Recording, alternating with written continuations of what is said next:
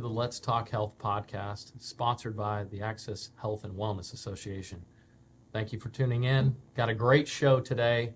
We've got the Regional Director for Stand Up MRI, Carl Erickson, is joining me today. Also, a longtime friend of mine. We've known each other. We go way back. Very long time. So I think you were in high school. most likely I was, yeah, back in the 90s. So speaking of that, let's dig in, man. You started your career in radiology in 1995 in Georgia, correct? I did. Dr. Demadian's first imaging center, his first outpatient imaging center. Not quite sure how he decided Macon, Georgia, but he's like, hey, I'm going to put it right here. Macon, Georgia. Macon, Georgia. So Raymond Demadian, Dr. Raymond Demadian, was the creator of the MRI magnet, correct? Yep. Back in the 80s. 1977. 1977. I just specifically remember him talking about the 80s. Yeah. So he was the creator of the magnet, and man, a lot's changed since then. But when you moved to Orlando in 1999, correct? You started next door to my father's chiropractic office. It was Demadian MRI, and that was pretty much the only one here in Orlando. There was a few others other than the hospital. There was another company called Drew Medical, I think, which was owned by Mike Dinkle. A competitor of yours. Yeah. So there were two at the time in 1999, and now there are probably within the area of Orlando, the city of Orlando, probably 50. At least, I mean, as we sit here right now, I could throw one stone, and hit probably 5. Yeah. So it's just interesting how times have changed. Yeah, so no doubt. We'll get to that. So the original Demadian MRI Center in 1999. What kind of magnet was that? Like, I think people will find some interest in knowing how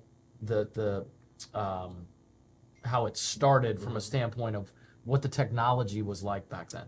Yeah, the technology, nothing close to what it is now. I mean, many of the first centers we had, we actually were in the back of a semi-truck that we had pulled up to an office building.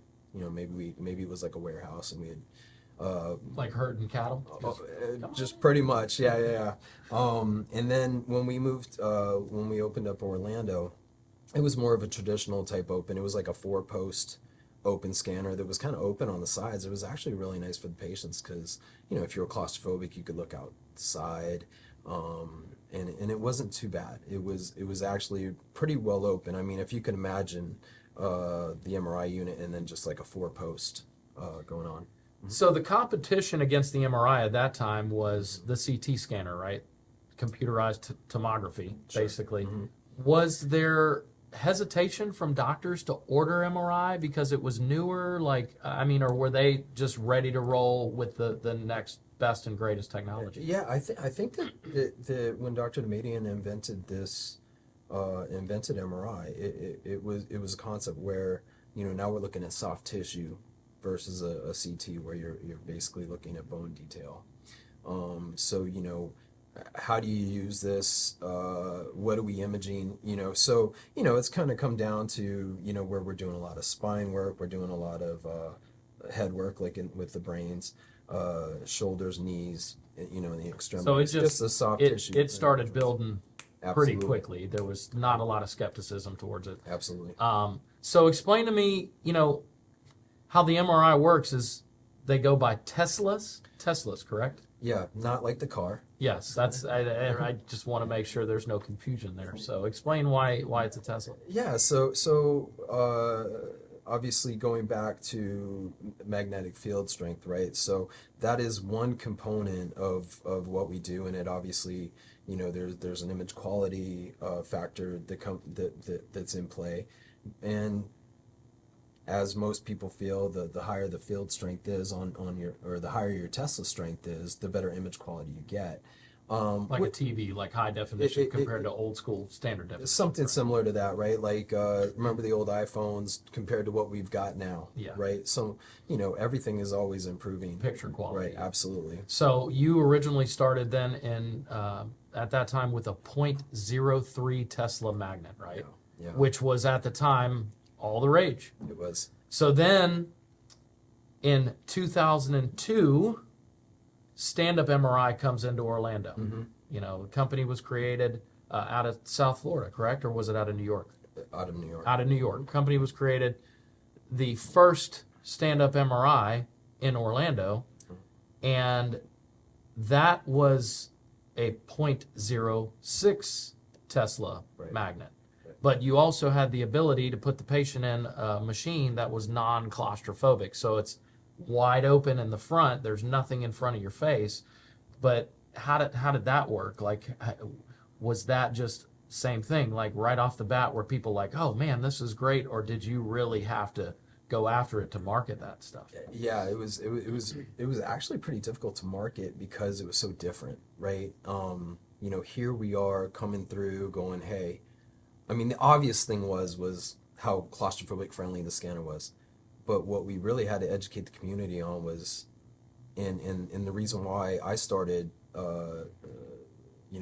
promoting this technology to the chiropractors was because I know that you guys do a lot of your X-rays, weight bearing, upright weight bearing. Yeah, so it was all in the same wheelhouse. So I was able to go to the chiropractic community in Orlando, and just promote something that wasn't so different than what they were taught. Now I was able to go to them and say, hey, I can scan your spine upright in the upright weight bearing position, which is a position of pain for most patients. But yeah, so I obviously started with the chiropractic community, but then the cool thing was, I would go knock on doors of the specialist, right? Like the spine specialist, and you're like, hey, I got this really cool thing. And, they'd be like, go away. Mm-hmm.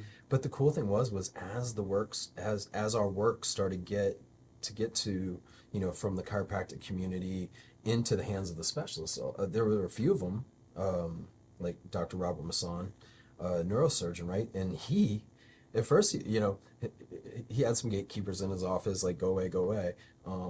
But then after a while, he actually called me and he's like, hey, I'm seeing some stuff here that I'm not seeing when you scan a patient lying down in a recumbent more position. pressure on the spine creates, sometimes the disc will move a little bit, or sometimes the vertebrae might move, so they can see instability in certain areas. Absolutely, and it was something that he was like, hey, look, I'm having my surgeries, my back surgeries are more successful because of this technology. Mm-hmm. So going back to the Tesla strength, where you might go, hey, you know what, 1.5 is community standard. Yeah, so 1.5 so Tesla. as time went on, Mm-hmm. the 1.5 Tesla was the high definition magnet, Right. where your stand-up machine was .06. Absolutely. So, but explain that difference. I mean, you got a lot of people that are a little leery about that and say, well, I'd rather use the 1.5, but you're saying the .06 Tesla, sometimes the software makes a difference. So, image quality, obviously Dr. Masson loved it. Mm-hmm. So, what are we looking at? How much of a difference between .06 and 1.5? Yeah, so it obviously depends on what we're scanning, right? I think we do some scans better than others, but I will say that to your point, one of the things we had to do when we were promoting is go, hey, Tesla strength is not the only thing, right? It is not the only variable. There is software. There is some of the technology that Dr. Nemadian has got on this scanner is amazing, where we're able to use a lot of the coils, which are like the RF coils, which basically send a signal from the body to the computer and back, something similar to that in layman's terms. It makes all the noise, correct? If anybody's ever had an MRI, it's like yeah. So what was going on is we were able to do these things, and that was the thing. It would get into the hands of like Dr. Masson, and he'd go, okay, cool. It's maybe just a little bit less than what I'm used to seeing, but the information that I'm getting out of these scanners far outweighs the image quality, right? Because we're not that far off. especially in the spine, right? Because we've got things like it's called a planar coil. It literally fits on the back of the patient's spine, and the image quality right there is just, it's good. I mean, part of the problem with the open scanners in the past was not necessarily a test of strength, but you would get these belt coils that would bring in a lot of noise from the anterior abdomen, or, you know, if we're talking cervical, we've got throats, and, you know, all of that just kind of degrades the image quality, and that was why opens really got a bad rep in the beginning, because of that, because of the artifact that some of that that would, you know, creep into the spine image as well. Okay. But, you know, now we've got these, you know, with stand-up now, you're focused on the spine, and I think I think it's amazing, you know, what we've done. So then, I mean, correct me if I'm wrong, but a lot of physicians still looked at 1.5 as, that's what I got to go with. So in 2008, approximately, you guys end up bringing a 1.5 Tesla magnet in the same office with the stand-up. I remember when you had to close down the street and open up the wall. And, I mean, a really interesting process to see how MRI machines work, how they're installed. It's crazy. But 2008, you guys bring in a 1.5. Yeah. What was that world like? Because you're going to, hey, everybody stand up. I mean, you were packed with people because everybody really was rolling with the, you know, the weight-bearing image.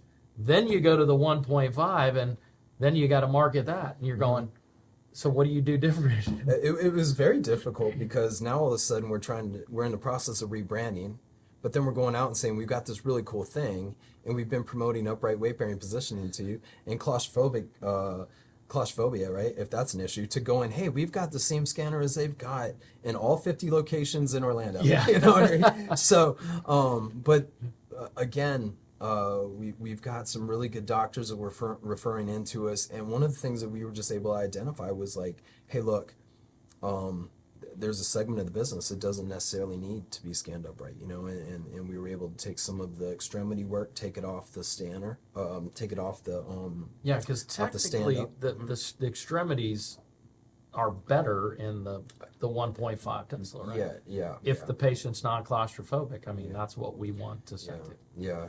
So we were able to take off, you know, the knees and the extremity work. We were able to take some of the head work off, the brain work, and pretty much we were leaving the stand-up to scan patients that might have been maybe claustrophobic, or, you know, a lot of, like, so we still had a big following with scanning the spine, the upright weight-bearing position.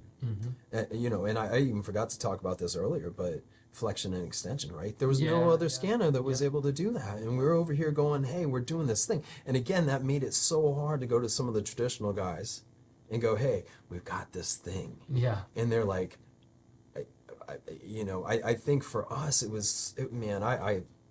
make fun of the reps now. I'm like, dude, you guys have no idea what I had to go through to get this thing sold, you know? But the cool thing was like I said, a lot of them started coming back around to us when they started seeing your work from the chiropractic community getting into their hands, going, hey, this is actually a pretty cool deal. Yeah. So, but again, yes, so we were able to now promote that we've got the best of both worlds. So we've got that thing that you always told us to go get, and we got that. Yes, that's right.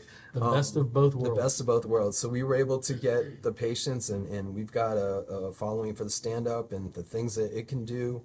And then we've got a following for the high field. And they were actually able, over time, we were able to get it, you know, they ended up getting their own referral identity with doctors that wanted this and doctors that wanted that. And it's kind of remained the same up until today, here in Orlando anyway. So then, recently, you guys have opened up another center in North Orlando, which has a 3 Tesla magnet, so twice the 1.5. So now tell us about that, the differences, and what we're using now specifically for the, we know what the stand-up is. It's great for spines, it's weight-bearing, it's non-claustrophobic. The 1.5, great for extremities, brains, still good for spine. But when it comes to physicians nowadays, I just hear 3 Tesla, like you got to have a 3T image. So what's the difference now between the 1.5 and the 3T, you know, in the layman's world of like watching a television or something of that nature? How much better is it? You know what? I would love to say that it's twice as good, but I can't say that. And again, not to go back to it, but again, what are we scanning, right? What are we scanning? Some might say the difference between a Lexus and a Toyota, right? I mean, you get into a Camry or you get into an ES, and they're just right there, but you can tell the difference. Okay. But one thing I will say, immediately with the new technology. We went with the Siemens brand in most of our locations. We've got a GE down in Fort Lauderdale, but for most of our brands, we have really fallen in love with the technology of the Siemens units. And right off the bat, I will tell you the image quality is as good as it gets. The second thing I'll tell you is where when I was scanning back in the 90s, scan times were over an hour long to get anything near what a doctor would look at and say, hey, that looks really good. You know, now we're doing spines and mostly extremity work and head work in 15 to 20 minutes now, which is amazing. We've even gone back to the stand-up, and we've outfitted it with some AI called Swift. And same thing, where we're able to, where even on the stand-up now, where the scan times used to be 45 minutes, they're down to, 15, 20 minutes. So excuse me. Yeah. So what are we imaging? What's the benefit? Excuse me. What, you're making me nervous. What is the benefit from the 3T to the 1.5 and the stipulations with doctors when they say, what are we going to typically send to for a 3T? Like a brain image compared to a 1.5, just because there's a lot more going on, correct? Yeah. Extremities, a whole lot of difference there between the 1.5 and the 3T? I mean, we've got some of our radiologists that specialize in MSK for like shoulders, and they find the image quality just as good on the 1.5 in Orlando, which is a little older, as they do in the 3T. But there are some of the head work where if you're looking for really sharp detail and you're looking for, can't miss in the head, absolutely 3T all day long. Okay. How do you go about, kind of changing something based on radiologists? There's MSK, there's neurorads, there's all these different types of radiologists.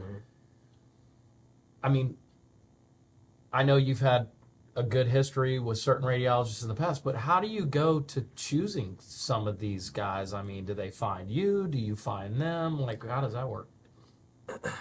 Yellow Pages. Yeah. Just kidding. No, honestly, typically they're recommended to us. And I spend a lot of time every evening going through the radiologist, because I've always felt it's very important to sync either the type of referring physician to the type of body part to the radiologist that matches that specialty, right? And that's something that, I'm getting pretty good. The girls are getting way better at assigning radiologists at night. But those are the things I think about it. All of these things match up. But to your question, a lot of these guys, we kind of admire them from afar. We've got say like Dr. Sean Mahan or Dr. Jose Pizarro, and they've worked other places, and when they were over there, and then some like Dr. Mahan was with us in the early 2000s. We were getting going, and then we just got back with him recently in the past couple of years. But Dr. Jose Pizarro, neuroradiologist, and a lot of times it's like, hey, we need a neuroradiologist, so where can we find one? So That's awesome, man. I mean, you've developed a great relationship with excuse me for just a second. I talk a lot all day long, so periodically I got to take that sip of water. You've developed a really good relationship with a lot of these guys. A lot of these radiologists been long term. I mean, is there, when we get into the world of like insurance now with these radiologists, are there some guys that are more comfortable than others when it comes to the two different worlds, which we'll explain is personal injury, auto accidents, slip and falls, litigation type of work, where attorney or radiologists actually have to go to the court and talk, as compared to the guys that just want to deal with the health insurance aspect of it. Yeah. I feel that, a lot of the hospitalists, if you will, the radiologists that read there, they're trained to comment on things that might be super abnormal, right? Gross. And outside of that, they might go, hey, that isn't relevant. But one of the things that we've done with a lot of our doctors now is they put it all out there. Any potential injury, they'll mention it, and then they'll leave that up to the clinical side. Swelling, all the little minor details that can be left out that can indicate injury, right? Or new injury, recent injury. Absolutely. So you have certain guys that probably read. I'm sure all of them can look at it and read, but they'll have a different perspective from a standpoint of,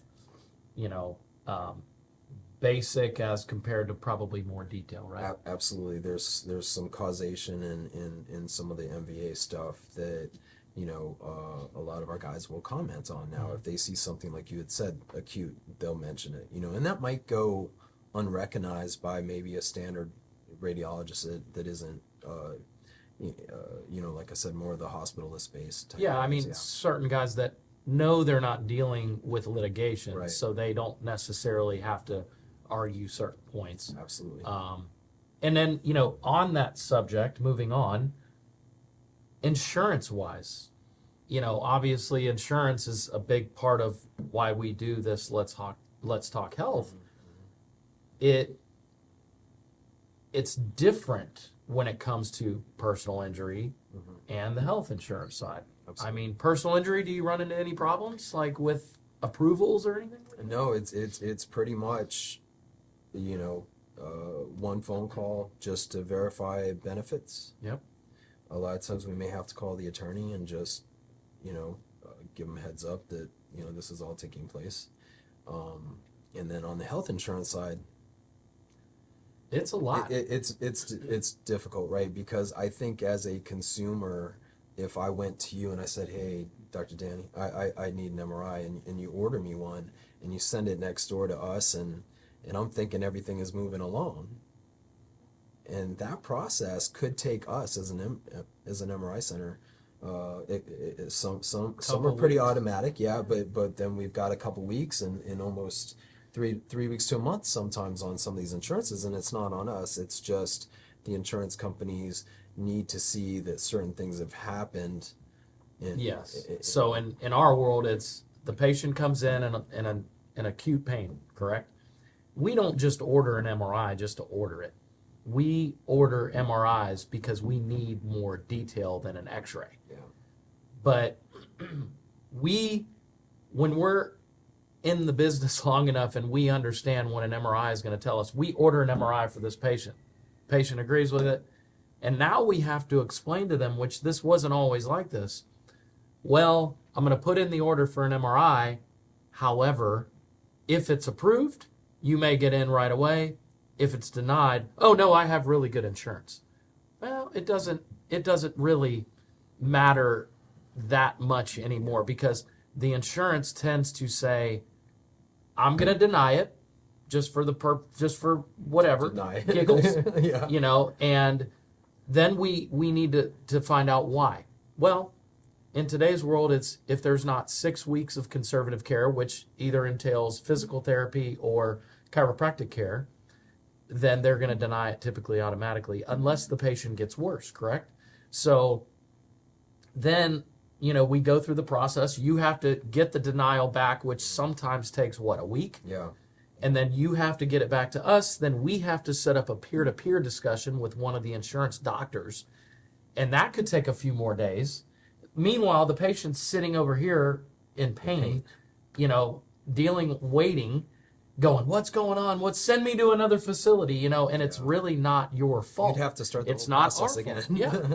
So then finally, we get the approval, then we send it back to you, then they, schedule the patient. However, my question is, how many of these insurance patients that get denials end up just paying cash because they want it done? That, I mean, any guesstimate on that out of 10 people? I mean, I guarantee you that maybe half of them. I mean, we Really? give everyone the option to go around that. Another thing also too is copays, right? And like you said, people are like, hey, I'm paying for this insurance. I think it's great until you actually go to use it. And then you find out it's not so great. And it doesn't cover this, or your copay is that, or Yeah, your copay could be $300 or something for an MRI. Yeah, which is paying for the majority of it. Absolutely, it is Reimbursement based on what they reimburse us. Exactly, yeah. Exactly. Man, it's just I definitely wanted to ask about that, because think of that: 5 out of 10 people end up paying, or 4 out of 10 people end up paying cash. The insurance company wins, in my opinion. So that's a huge frustration. I mean, I get it. MRI is the way to roll because you find out every detail. Yeah. But the insurance company is dictating a lot of what has to be done. And like I said, we're not ordering MRIs on every patient. It needs to be done. So, interesting fact there that a lot of people don't realize. So, you can have the best insurance in the world, and you may end up getting frustrated and saying, I'm just going to pay cash for that MRI. So, all right, so here we are now in 2024. You've been with Stand Up MRI for 25 years. My whole life. 25 years. Congratulations. I think I begged groceries on your, before what is I did this, this. the silver anniversary? Yeah. 25 years, so you have now become the regional director for Stand Up MRI. And what does that entail? Every day, to answer your question, I don't know. Every day is a little different. Are you constantly just dealing with it's a lot of my job has always been like an ops and sales split, right? I mean, I have been the face of the practice here for since 2000. Yeah. Everybody in Orlando knows Carl at Stand Up. So yeah, but it's been pretty cool. But the cool thing is now I've been able to, I'm kind of at the point now where I'm coaching a lot of the team, right? We're at the point where we've got really good people now, and I'm excited about the future because we've got guys like Zach coming up and Paula in the office, and now they've got people that are working under them that they're developing now. So, while yes, my job hasn't necessarily gotten, easier, it's just different. It's different, and I've been able to take on more of a role statewide with, also helping develop the sales team in the South, in South Florida, out of our 9 locations. So it's a really cool spot to be, but yeah, it's just still stay busy every day, trying to catch up. But and then obviously I've got my local responsibilities, and a lot of the guys that I've dealt with for 20 years now are still referring in, and like me. Exactly. I'm just waiting for your next text. Yeah. It's like, hey, I need this done. Well, that's a funny comment actually, and I'm gonna wrap it up after this. But over under 100, how many times in a day does your phone text or phone call from other doctors' offices, whatever? Literally, I don't want to look at it right now. I guarantee you, it's. So while we've been I didn't even have time to call Steve back for the longest time. But yeah, it's crazy. Like this morning, I was just, a lot of times they come in flurries and you start get to overwhelm. But again, the team's solid, so it's cool. Like I literally just, I'll screenshot messages and send them off to whomever, and they've been with me so long, they can decode it and they don't have to, oh, this is what he needs, So yeah, solid. But to your point, yes, it's over 100. Over 100. Over 100. Probably by 10 a.m. it's over 100. So yeah, we'll always, because everybody knows Carl at Stand Up. I mean, he's been there 25 years. He knows everything about the place. But when we have issues, which, like I was just talking about with the insurance companies, we text Carl. Hey, man, this needs to happen. Hey, man, I got a friend needs to get in right away. Whatever. That's going on around, the entire state? Yeah. Most likely. Yeah. Or at least, we'll just say the city of Orlando, but you guys have multiple centers. So the team had always asked, they're like, hey, how do you do that? and keep up, and the issues are the same in all 9 locations, right? It's hey, can you have this? Can you have Dr. Pizarro take a quick peek at this again? I need to get somebody in, these things. So it's literally like, I don't know where it's coming from, but it's all the same, so but again, just even throughout the states, team is so solid now. Well, good, man. I'm proud of you. I mean, Thank you. I've really had a lot of enjoyment, working with you over the years, knowing you over the years, and keep it up, brother. I want to see you at 50 years. You know what I mean? So, Carl Erickson, thank you. Regional Director for Stand Up MRI, has been with them for 25 years. Happy 25th anniversary. And that was our show for today. Thank you for tuning in to the Let's Talk Health podcast, once again sponsored by the Access Health and Wellness Association. We'll see you next time.